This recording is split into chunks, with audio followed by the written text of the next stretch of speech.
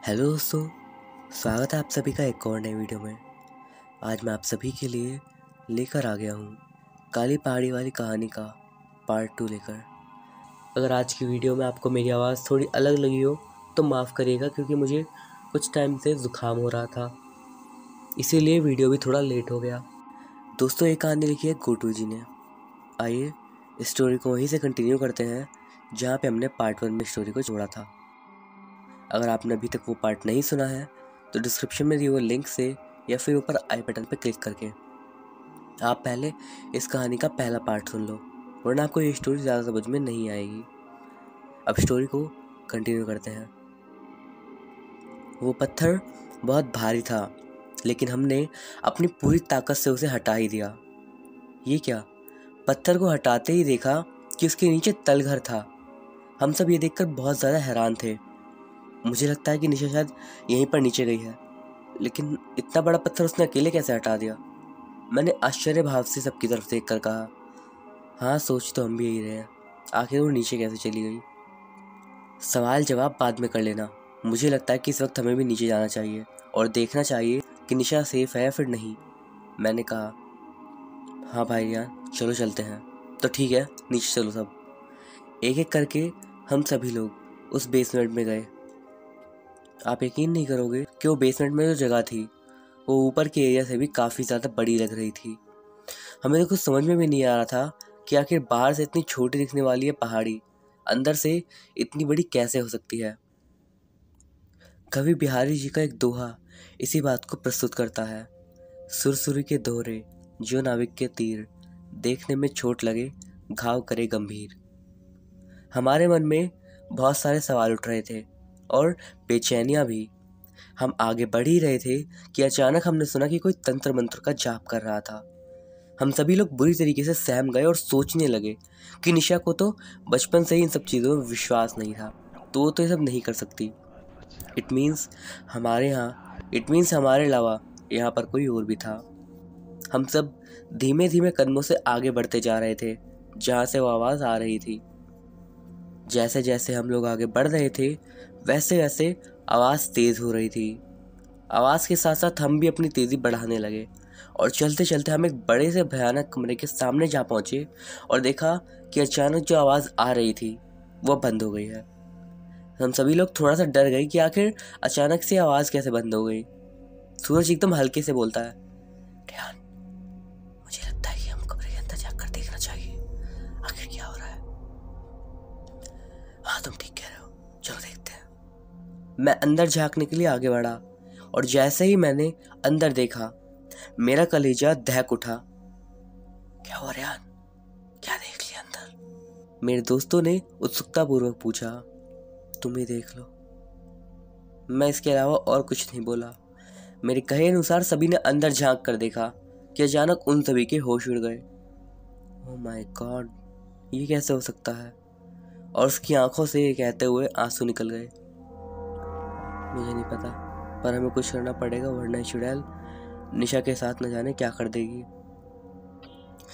मुझे लगता है कि चुड़ैल ने निशा को अपने वश में कर लिया है, तभी तो निशा उसके पास बैठी है और वो भी बाल खोल के। रियान, मुझे तो लगता है शायद वो उसका शरीर लेना चाहती है। नहीं, हमें कुछ ना कुछ करना होगा। मैं उठ के अंदर जाने लगा, लेकिन सूरज ने मुझे रोक लिया। नहीं भाई, ऐसे मत जाओ, वो एक चुड़ैल है, हम उसके सामने कुछ नहीं कर सकते क्योंकि वो एक रूह है। इस वक्त हमें किसी तांत्रिक या फिर बाबा की आवश्यकता है। मुस्कान कहती है, सूरज ठीक कह रहा है रियान, इस वक्त हमें गुस्से से नहीं बल्कि शांति से काम करना होगा। ठीक है, लेकिन यहाँ पर कोई बाबा मिलेगा कैसे? इस भयानक नज़ारे को देखकर हम सबके दिलों की धड़कनें बढ़ती जा रही थी। हमें कुछ भी समझ में नहीं आ रहा था कि आखिर कैसे बचाया जाए निशा को उस चुड़ैल के हाथों से। हम सभी लोग दिमाग से पागल होते जा रहे थे। दिमाग हमें खुद ब खुद अंदर ही अंदर खाए जा रहा था।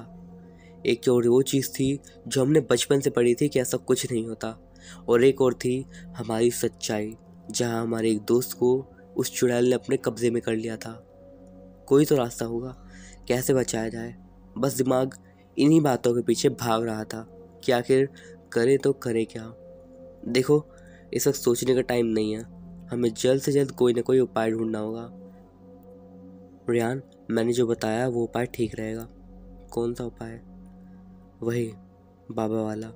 तुम्हें सही में लगता है कि ये काम करेगा? क्यों नहीं भाई, एक बार कोशिश करने में क्या दिक्कत है? हाँ रेहान, शायद सूरज ठीक कह रहा है, एक बार उसकी बात मान लेनी चाहिए। मुझे पता है तुम इन बाबाओं में विश्वास नहीं रखते, लेकिन आज सच में निशा के ऊपर कब्जा किसी इंसान ने नहीं बल्कि प्रेत आत्मा ने किया है। मैंने मुस्कान की कही गई बातों को हृदय में उतार लिया और एक पल के लिए सोचने लगा कि अगर बुरी शक्तियाँ होती हैं तो उनसे लड़ने के लिए भगवान अच्छी शक्तियों का भी निर्माण करता होगा। ठीक है, मैंने मान लिया, लेकिन बाबा आएगा कहाँ से? तुम टेंशन मत लो, हम ये काम करेंगे। इसके बाद मुस्कान और सूरज एक दूसरे से कहने लगे, ठीक है, हम बाबा की खोज करने जा रहे हैं। जींगू कहता है, हाँ हाँ क्यों नहीं, चलो चलो, इसी बहाने एक कप चाय और मिल जाएगी। उसकी इस बात पर हम सभी लोग हंस पड़े और कहा, बाय जींगू, तुम्हें यहीं रहना होगा, देखना होगा कि आखिर वो चुड़ैल निशा को कोई चोट तो नहीं पहुंचाएगी। नहीं नहीं, मैं यहाँ हरगिज नहीं रहूँगा। एक तो पहले से ही यहाँ पर चुड़ैल है और दूसरी भी बन रही है। मरवाओगे क्या मुझे? प्लीज़ मुझे भी अपने साथ ले चलो। जिंगू थोड़ा सा डरते हुआ बोला, ठीक है जिंगू, तो तुम भी हमारे साथ चलो। और हम सब ने उसे अपने साथ ले लिया। हम सब बहुत डरते डरते आगे और कदम बढ़ा रहे थे, इस सोच के साथ कि कहीं वो चुड़ैल हमें देख ना ले। जैसे जैसे हम कदम बढ़ा रहे थे, हमारे दिलों की धड़कनें बढ़ती जा रही थी कि अब कुछ चुड़ैल वो कर लेगी। डर लगना तो लाजमी था, आखिर वो सब प्रेत आत्मा थी, कहीं पर भी आ सकती थी। लेकिन जैसे तैसे करके हम उस पहाड़ी से बाहर निकल गए। लेकिन मेरे मन में अभी भी संशय था कि अगर निशा को कुछ हो गया तो उसके घर वालों को क्या मुंह दिखाऊंगा, क्या जवाब दूंगा उनको? यही कि निशा एक चुड़ैल बन गई। अंत में सोचते सोचते मेरी आंखें भर आई। सूरज ने मेरे कंधे पर हाथ रखा और कहा, तुम चिंता मत करो, हम हैं ना तुम्हारे साथ, कुछ नहीं होने देंगे निशा को। हाँ रेहान, हम बचा लेंगे, तुम प्लीज़ परेशान मत हो, मुस्कान ने भी मुझे दिलासा दिलाते हुए कहा। उसी वक्त मैं उन दोनों के गले लग गया और बोला, मैं तुम दोनों का एहसान कभी नहीं भूलूंगा। बीच में ही झिंगो भी घुस गया। अच्छा ठीक है, अभी हमारे पास इन सब बातों का वक्त नहीं है, जल्दी से जल्दी हमें किसी को बुला के लाना होगा। हाँ चलो, हम अभी से ढूंढना शुरू करते हैं। फिर हम सब ने तलाश कर दी बाबा को ढूंढने की। आसपास की पूरी नगरी छान मारी, लेकिन हाथ लगी तो सिर्फ निराशा। उस नगरी में बाबा तो ज़रूर थे, लेकिन सब के सब ढोंगी किस्म के। उन्होंने इस नगरी में रहते हुए जीवन बिता दिया था, लेकिन ये पता नहीं कर पाए कि यहाँ पर कोई काली पहाड़ी भी है। सब ढोंग करने वाले बाबा ही थे। इसी वजह से अब मैं और ज़्यादा निराश होने लगा कि अब क्या होगा निशा का, आखिर वो उसके साथ क्या कर रही होगी। दोस्तों ने मुझे संतावना देते हुए कहा कि तभी पीछे से एक आवाज़ आई, सर्वनाश होगा, सर्वनाश होगा तुम सबका, कोई जिंदा नहीं रहेगा तुम पांचों में से। वो एक बूढ़ा आदमी था, लंबी लंबी दाढ़ी और लंबे बाल। एक अजीब तरह का इंसान प्रतीत हो रहा था वो हमें। हम सब इस बात को लेकर आश्चर्य थे हम सभी इस बात को लेकर आश्चर्यचकित रह गए कि ये तो शायद वही है जिसके बारे में निशा ने हमें बताया था। तभी पास ही के ढाबे वाले ने कहा, भाई इसकी बात पर यकीन मत करना, ये सारा पागल है, कुछ ही बोलता रहता है। मैंने उस चाय वाले की बातों को नज़रअंदाज किया और दोस्तों से कहा, शायद इस आदमी को कुछ पता होगा, तभी कह रहा है ये सब। लेकिन ये बात इसको कैसे पता कि हम मुसीबत में हैं? ये बात तो शायद इससे पूछने के बाद ही पता लगेगी, हो सकता है ये कुछ जानता हो। हाँ ठीक है, पूछते हैं फिर इससे। हम सभी लोग उस आदमी के पीछे चले गए, लेकिन अचानक से वो जंगल में कहीं गायब हो गया। आई सेड शिट यार, यही तो मौका मिला था, वो भी हाथ से चला गया। मुझे अब कुछ समझ नहीं आ रहा था कि आखिर ये क्या हो रहा है। वो आदमी हमारी मदद करना चाहता है या फिर नहीं। मेरा सिर इन्हीं बातों में चकराए जा रहा था कि तभी वो आदमी अचानक हमारे आगे आ गया था और जंगल के एक पेड़ के ऊपर बैठा था और कह रहा था, तुम सबका सर्वनाश होगा, नहीं छोड़ेगी तुम सबको वो। देखिए आप कौन हैं और आपको कैसे पता कि हम मुसीबत में हैं? मैंने धीमे स्वर में पूछा। मुझे सब पता है, इस नगरी का कोना कोना जानता हूँ मैं, लेकिन ये मूर्ख नगरी वाले मुझे पागल समझते हैं और मेरी बातों को विश्वास नहीं करते। छोड़ो, लेकिन अब तुम लोगों की मौत होगी। देखिए, हम आपकी बातों का यकीन करते हैं, आप हमें बताइए ना कि आप कौन हैं। हम सब ने कहा, अच्छा तुम सब यकीन करते हो मेरा? मेरा नाम पंडित राव है और मेरे पीछे की कहानी बहुत बड़ी है। कभी समय मिला तो बताऊंगा। फिलहाल ये बताओ कि तुम मेरे पीछे क्यों आए हो? उस बूढ़े आदमी ने कहा। हम सब ने उसे पूरी बात बताई और कहा कि हमारी मदद कर दो पंडित जी। कि क्या निशा उस चुड़ैल के कब्जे में है? फिर तो एक ही रास्ता है, जल्द से जल्द वो नील का कमल लेकर आना होगा। उसके बाद ही मैं तुम्हारी मदद कर सकता हूँ। पंडित जी ने आश्चर्य भाव से कहा, नील का कमल? ये क्या होता है और मिलेगा कहाँ पर ये? नील का कमल एक पुरानी औषधि है जो हवन में सिद्धि करने के लिए आवश्यक होती है, और ये तुम्हें यहाँ से 20 मील दूर सांपों की नगरी में मिलेगी। और विशेष बात याद रखना, 2 दिन बाद अमावस्या है और ये काम तुम्हें अमावस्या से पहले करना होगा, वरना वो चुड़ैल निशा को हमेशा के लिए मार डालेगी और फिर तुम सब भी मरोगे। ठीक है पंडित जी, हम आ जाएंगे और वो नील कमल लेकर आएंगे, वो भी अमावस्या से पहले। ठीक है, मैं तुम लोगों का इंतज़ार करूँगा। लेकिन परेशानी की बात यह है कि उस सांपों की नगरी में सिर्फ एक आदमी प्रवेश कर सकता है। तुम तीनों में से किसी एक को ही जाना होगा। मैंने दोस्तों की ओर देखा और कहा, मैं जाऊँगा वहाँ पर। लेकिन ध्यान, तुम अकेले कैसे जाओगे? हाँ दोस्तों, पंडित जी ने कहा है ना, सिर्फ एक ही इंसान जा सकता है, तो मैंने निश्चय किया है कि मैं जाऊँगा। तुम लोग चिंता मत करो, मैं वापस ज़रूर आऊँगा, और वो भी उस नील कमल के साथ। मैंने अपने दोस्तों को सराहना दी और बोला, तुम चिंता मत करो, मैं वापस ज़रूर आऊँगा, और वो भी अमावस्या से पहले। ठीक है रेहान, लेकिन संभल कर जाना। उन तीनों की आंखों में आंसू निकलने लगे और उनके चेहरे का रंग ये साफ बता रहा था कि उनको मेरी बहुत फिक्र थी। मैं जाने लगा तो पंडित जी ने कहा, रुको बेटा, ये लो, अगर कोई बुरी शक्ति तुम्हारे रास्ते में आ गई तो उसका इस्तेमाल करना। ये क्या पंडित जी? बेटा, ये बुरी शक्तियों से बचाने के लिए माँ काली का ताबीज़ है। इसे अपने हाथ में पहन लो, उसके बाद कोई भी शक्ति तुम्हारा कुछ भी नहीं बिगाड़ सकती। ठीक है पंडित जी, अब मैं यहाँ से निकलता हूँ ताकि अमावस्या से पहले नीलकमल को यहाँ पर ला सकूँ। ठीक है बेटा, मेरा आशीर्वाद तुम्हारे साथ है। ईश्वर तुम्हें अपने काम में सफल करे। और हाँ, एक बात याद रखना बेटा, चाहे कुछ भी हो जाए, पर भूल कर भी इस ताबीज़ को अपने हाथ से मत निकलने देना। ठीक है पंडित जी, चाहे कुछ भी हो जाए, मैं इस ताबीज़ को नहीं निकालूंगा। अब मुझे आगे दीजिए ताकि मैं निशा को उस चुड़ैल के हाथों बचा सकूं। भगवान तुम्हारी रक्षा करे। जाओ, मेरा आशीर्वाद तुम्हारे साथ है। हाँ रियान, हम भगवान से प्रार्थना करेंगे कि तुम अपने कार्य में सफल हो जाओ। मेरे दोस्तों ने दुख भरे स्वर में मुझसे कहा। ठीक है दोस्तों, अब मुझे इजाज़त दो। मैं अपने दोस्तों और पंडित जी की आज्ञा लेकर निकल पड़ा अपने रास्ते पर, जहाँ से मुझे लाना था नीलकमल। मैं अपने सफ़र की ओर बढ़ता ही जा रहा था, बस मन में इसी बात को लेकर कि मुझे वो नीलकमल लेकर आना है तो आना है। मैं अडिग होकर अपने लक्ष्य की ओर अग्रसर था कि अचानक मुझे महसूस हुआ कि शायद कोई मेरा पीछा कर रहा है। लेकिन मैंने इस बात को भ्रम मानकर छोड़ दिया। बस मन में एक खुशी थी कि मैं वो नीलकमल लाऊंगा और निशा को उस चुड़ैल से आज़ाद करवा दूंगा। लेकिन फिर वही बात कि कोई मेरा पीछा कर रहा है, और इस बात में भौचक्का रह गया। कौन है जो मेरे पीछे आ रहा है? मैंने पीछे मुड़कर देखा, लेकिन वहाँ पर कोई भी नहीं था सिवाय सुनसान रास्ते के। एक पल के लिए तो मैं सहम गया, लेकिन बाद में सोचा शायद मैं उत्सुक हूँ बहुत ज़्यादा, इसलिए ऐसा हो रहा है। लेकिन मैं भी बातों बातों में ज़्यादा ही खुश हो गया था कि सोचा कि मैंने वो नीलकमल पा ही लिया है। लेकिन ये सिर्फ मेरी सोच थी, लक्ष्य को प्राप्त करना भी बाकी था। और अंत में पंडित जी की बताई हुई सांपों की नगरी में पहुंच ही गया।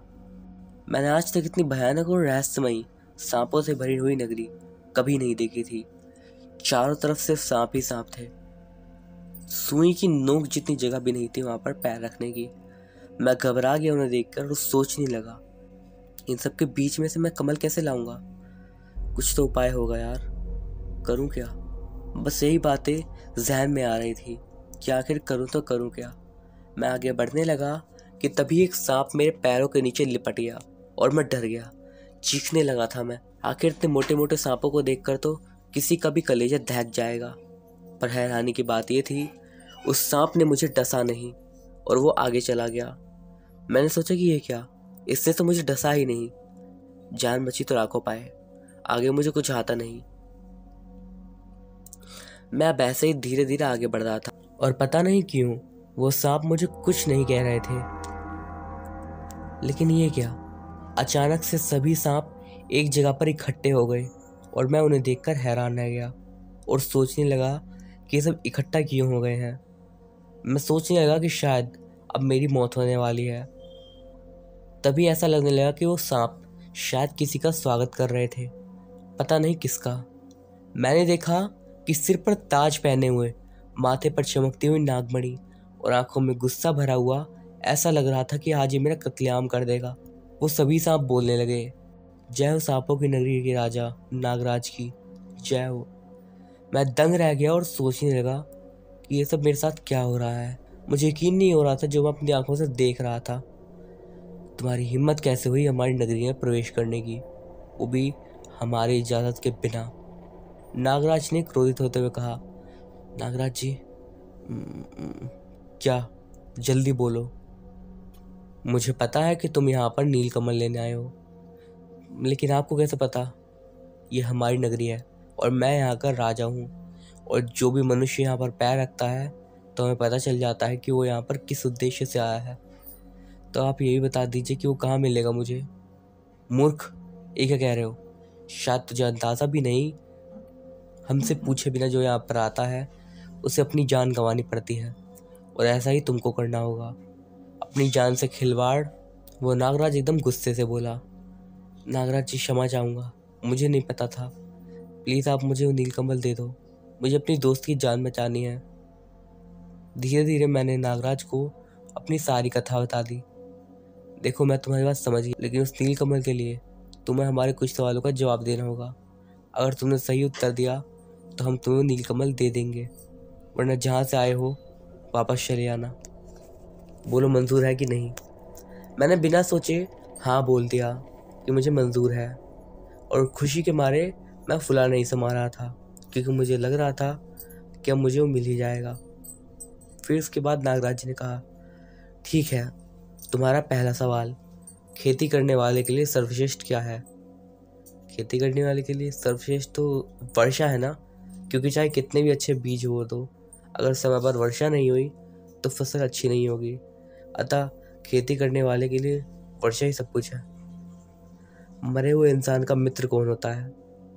मरे हुए इंसान का मित्र उसका दिया हुआ दीन दान होता है, क्योंकि मर जाने के बाद उसे कोई याद नहीं करता, बल्कि उसकी दान में दी गई वस्तु को याद करके उसे याद किया जाता है। आकाश से भी ऊंचा कौन है? नागराज ने कहा, आकाश से भी ऊंचा पिता है। मैं तुम्हारी तर्क और तेजस्वी बुद्धि से बहुत खुश हूँ। आज तक मेरे सवालों का कोई जवाब नहीं दे सका, एक तुम ही हो जिसने ऐसा कर लिया है। अब मैं वो नीलकमल तुम्हें सौंपता हूँ। नागराज के कहने पर मैं खुशी के मारे झूम गया। फिर नागराज ने अपने हाथ आगे बढ़ाए और अपनी शक्ति से उन्होंने नीलकमल प्रकट किया और मुझे देते हुए कहा, ये लो, बचा लो अपनी दोस्त को, हमारा आशीर्वाद तुम्हारे ऊपर है। इतना कहते ही मैंने नागराज के चरण छू लिए और कहा, मैं आपका हमेशा आभारी रहूँगा। कोई नहीं बेटा, ये हमारा कर्तव्य था जो हमने कर दिया। अब जाओ और अपना कर्तव्य निभाओ और बचा लो अपनी दोस्त को। ज़रूर नागराज जी, अब मुझे आज्ञा दीजिए। फिर मैंने उनसे विदा ली और निकल पड़ा वापसी के सफ़र में। मैं तेज़ कदमों से आगे बढ़ रहा था कि अचानक ही मुझे सामने से मेरा दोस्त सूरज आता दिखाई दिया। उसे देखकर मैं दंग रह गया और सोचा, ये यहाँ कैसे आया? रेहान, कैसा है तू? कुछ हुआ तो नहीं तुझे? उनका, मुझे तो कुछ नहीं हुआ, ये बता तू यहाँ क्या कर रहा है? वो तो मैं तुझे बचाने के लिए यहाँ आया था, पंडित जी ने मुझे भेजा है, और ये भी कहा है कि रेहान के हाथ में एक ताबीज़ बांधा था जिसे थोड़ी देर के लिए तुम ले लेना, उससे तुम्हें बुरे सपने नहीं आएंगे। मैं दूसरा ताबीज़ बनवा लेता, लेकिन इसके लिए समय नहीं था। मुझे पंडित जी की कई बात याद आ गई कि ये ताबीज़ अपने से अलग मत करना, पर मैंने सोचा ये तो मेरा दोस्त है, इसीलिए फटाफट से मैंने ताबीज़ खोला और सूरज को दे दिया और बोला, जल्दी चलो, हमारे पास वक्त नहीं है।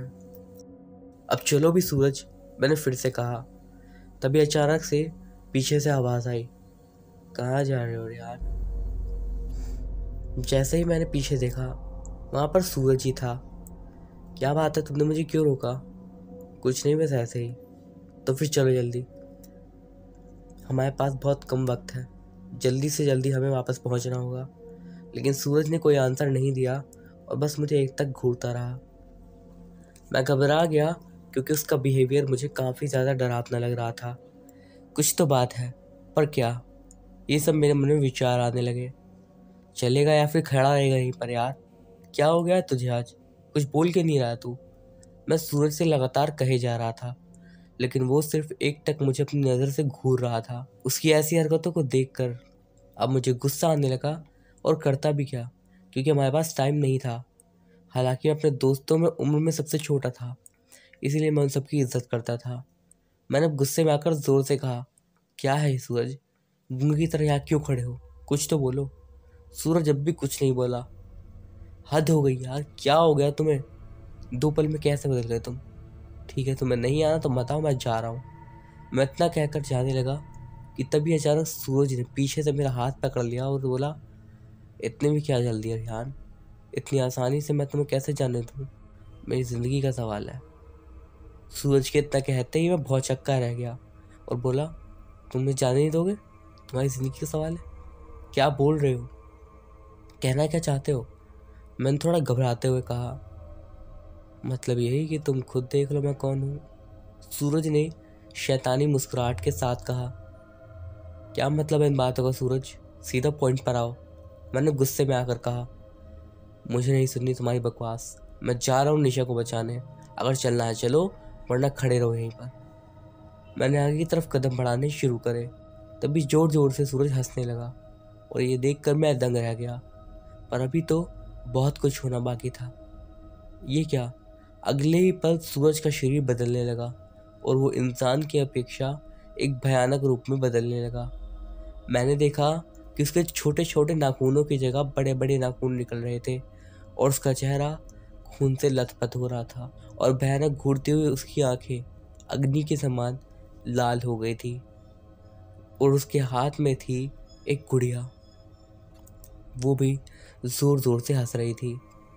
सामने का ये भयानक नज़ारा देखकर मैं दंग रह गया और मेरा मुंह खुला का खुला रह गया। इस नज़ारे को देखकर मेरी रूह कांप गई थी और दिल की धड़कनें भी जोर से धड़कने लगी थी। मैंने जल्दी से पंडित जी का दिया हुआ ताबीज़ निकालने की सोची, लेकिन वो ताबीज़ पहले ही मैं उस चुड़ैल को दे चुका था। क्या करता, दोस्ती का फर्ज तो निभाना ही पड़ता। वो चुड़ैल अब पूरी तरीके से भयानक रूप में आ गई थी। उसे देख देख कर मुझे डर लग रहा था। क्या करूं, कैसे बचूं उस चुड़ैल से? क्यों दिया मैंने उसे ताबीज़? बस यही बातें मेरे दिमाग में घूम रही थी। सोच रहा था कि काश वो ताबीज़ नहीं निकला होता तो आज मेरी जान मेरे हाथ में होती। लेकिन वक्त क्या बता कब बदल जाए, और एक ना एक दिन तो सबको जाना ही पड़ेगा। मौत को कौन रोक सकता है? जिसने धरती पर जन्म लिया है, मरना तो उसका तय है। लेकिन अभी मेरे पास वक्त नहीं था। मैं उस चुड़ैल को देखकर अब इधर उधर भागने लगा, लेकिन भागकर क्या फ़ायदा था? वो एक आत्मा थी और मैं एक इंसान। आखिर मुझे उसके हाथ तो आना ही था। मैं अब तेज़ दौड़ने की कोशिश करने लगा कि अचानक से मेरे पैरों को ऐसा लगने लगा कि उन्हें लकवा मार गया हो और मैं चाहकर भी वहाँ से भाग नहीं पा रहा था। मुझे पता लग गया था कि आज मेरा आखिरी दिन है शायद। तभी अचानक पीछे से उस चुड़ैल ने मुझे उठाया और मेरा गला पकड़ लिया। वो अपनी भयानक आवाज़ में बोलने लगी, बहुत शौक है ना उस लड़की को बचाने का, अब नहीं कर पाएगा, क्योंकि मैं इसी वक्त तेरा खात्मा कर दूंगी। वो चुड़ैल अब और भी ज़्यादा भयानक होती जा रही थी। वो मेरा गला कसकर दबाने लगी और मेरी चिल्लाहट शुरू हो गई, छोड़ दो मुझे, प्लीज़ छोड़ दो, आज तेरा आखिरी दिन है, तैयार हो जा मरने के लिए। वो अपनी शैतानी मुस्कुराहट में कहे जा रही थी। और इधर वक्त की कमी की चिंता को लेकर पंडित जी काफ़ी चिंतित थे, क्योंकि समय बहुत कम था। आखिर ये रियान कहाँ रह गया? दोस्तों के मुख पर भी यही सवाल था कि आखिर इतनी देर हो गई और मैं कहाँ रह गया? कहीं कुछ हो तो नहीं क्या मुझे? नहीं, ऐसा कुछ नहीं हो सकता। वो एक बहादुर लड़का है। ये सवाल मेरे दोस्तों के मुख पर थे। प्लीज़ मुझे जाने दो। मैं बार बार उस चुड़ैल से अपनी जान की भीख मांग रहा था। मांगो भीख, मांगो मुझसे, मज़ा आ रहा है। कुछ साल पहले मैंने भी तुम्हारी तरह नगरी वालों के सामने भीख मांगी थी अपनी जान के लिए। लेकिन तुम्हें पता है इन्होंने क्या किया मेरे साथ? मुझे जिंदा जला दिया गया उस काली पहाड़ी के ऊपर। क्या तुम्हें इस बात को पता है? हाँ बोलो। वो जोर जोर से चिल्ला रही थी और चीख चीख कर मुझसे ये सब कह रही थी। लेकिन अब मैं किसी को भी नहीं छोड़ूंगी और अपना बदला लूंगी उस लड़की के शरीर में प्रवेश कर कर, वो भी अमावस्या की रात को। फिर मैं उस पहाड़ी से आज़ाद हो जाऊंगी और तुम सभी को एक एक करके दर्दनाक मौत दूंगी। और बात है तुम्हें छोड़ने की तो लाओ नीलकमल मुझे दे दो, मैं तुम्हें बख्श दूंगी। वो बहुत ही भयानक तरीके से मुझसे कह रही थी। मैंने सोचा चाहे कुछ भी हो जाए मैं वो नीलकमल इसे नहीं दूंगा, चाहे मेरी जान ही क्यों न चली जाए, उससे फ़र्क नहीं पड़ता। फ़र्क है तो सिर्फ निशा की जान का। मैंने उसको जवाब देने के लिए कुछ नहीं कहा और अपनी बात पर अडिग रहा। इधर अब इन सबको मेरी चिंता सताने लगी थी कि आखिर रियान अब तक आया क्यों नहीं।